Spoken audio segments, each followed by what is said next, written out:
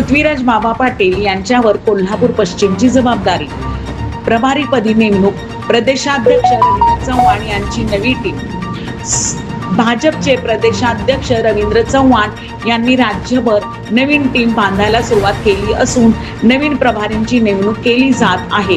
त्यात कोल्हापूर पश्चिमची जबाबदारी सांगलीचे भाजप नेते पृथ्वीराज पाटील यांच्यावर सोपवण्यात आली.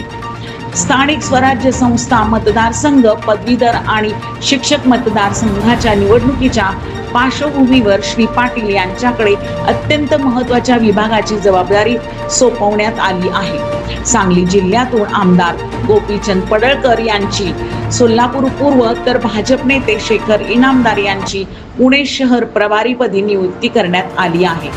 पृथ्वीराज पाटील यांचे संघटनात्मक बांधणी कौशल्य सातत्याने प्रभावी राहिले आहे.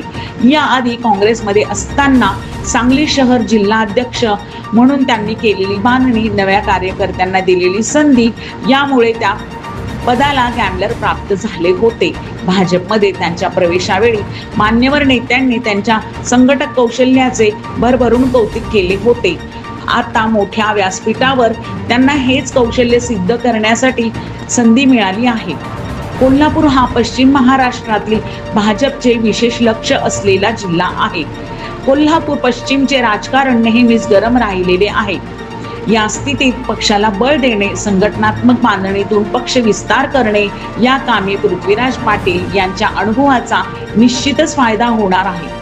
मुख्यमंत्री देवेंद्र फडणवीस यांच्या मार्गदर्शनाखाली प्रदेशाध्यक्ष रवींद्र चव्हाण यांनी माझ्यावर दाखवलेला विश्वास मी सार्थ ठरवीन असा विश्वास पृथ्वीराज पाटील यांनी या निमित्ताने व्यक्त केला आहे.